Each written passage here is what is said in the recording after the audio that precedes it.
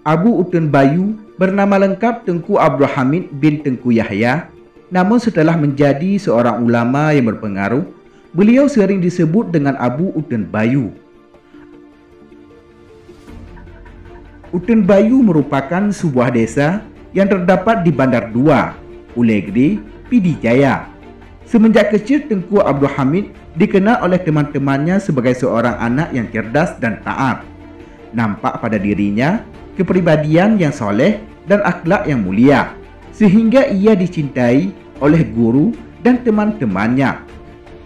Selain itu, Tengku Abdul Hamid adalah anak yang tekun dan mandiri dalam belajar. Sebelum lanjut, tekan dulu subscribe, like, dan share agar sejarah Aceh lebih terpandang di mata dunia.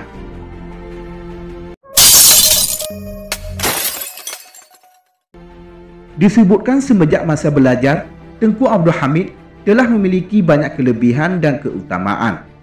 Pada saat beliau menjadi santri di Dayah Utun Bayu yang dipimpin oleh seorang ulama besar, Tengku Abdul Majid bin Tengku Abdul Rahman, telah nampak bakat keulamaannya. Ketika Tengku Abdul Hamid berada di kelas 2, beliau telah mampu membaca kitab-kitab yang dikaji oleh santri di kelas 4. Sehingga tidak mengherankan, pada saat beliau berada di kelas 4, Tengku Abdul Hamid telah mampu membaca kitab-kitab yang dikaji di kelas terakhir dayah tersebut. Demikian disebutkan di antara kecerdasan yang dimiliki oleh Tengku Abdul Hamid yang sering disebut dengan Abu Utun Bayu.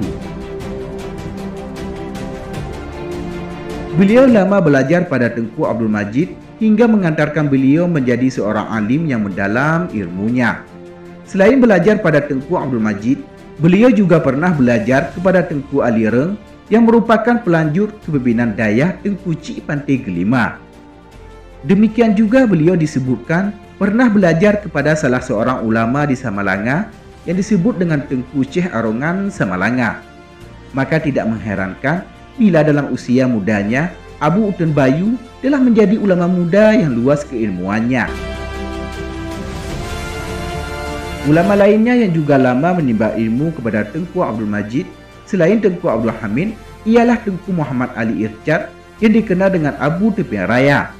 Sehingga Abu Utun Bayu dan Abu Tepian Raya bisa dianggap sebagai dua orang murid Tengku Abdul Majid yang menjadi ulama besar dan panutan di wilayahnya masing-masing.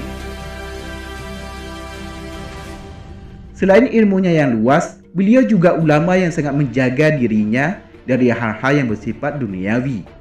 Beliau dikenal secara luas oleh masyarakat sebagai ulama yang zuhud, merasa cukup dengan apa yang telah dimilikinya.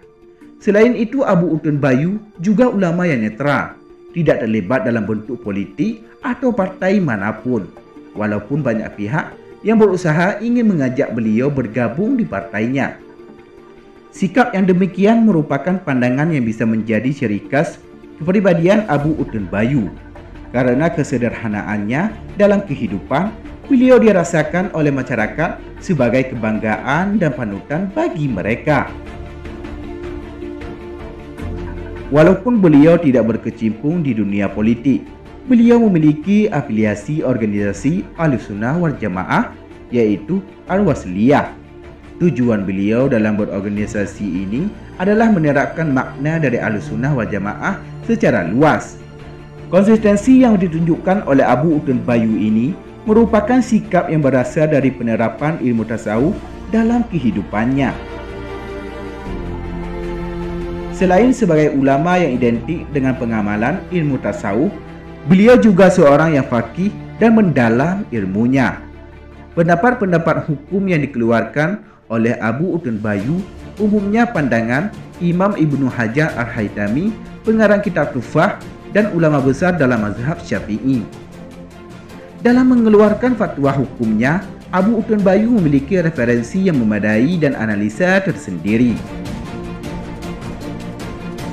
Sebagai ulama yang menjadi panutan masyarakat di Kabupaten Pidijaya, beliau senantiasa menanamkan nilai-nilai spiritual yang tinggi dalam hidupnya. Beliau diibaratkan seperti ulama-ulama klasik yang disebut dalam kitab-kitab. Pembawaannya tenang, sedikit bicara, dan sangat menjaga makanannya serta rajin berpuasa dan bertahajud. Hidupnya sederhana, zuhud, warak, dan tidak suka dengan kemasyhuran, sehingga tidak semua masyarakat Aceh mengenal figur ulama besar ini. Namun demikian, beliau adalah ulama yang selalu mengayomi masyarakatnya dengan doa dan fatwa-fatwa hukum yang bijaksana dan ilmiah. Beliau tidak membuka daya seperti kebanyakan ulama lainnya. Beliau hanya memiliki balai pengajian yang dihadiri oleh seluruh masyarakat Uten Bayu.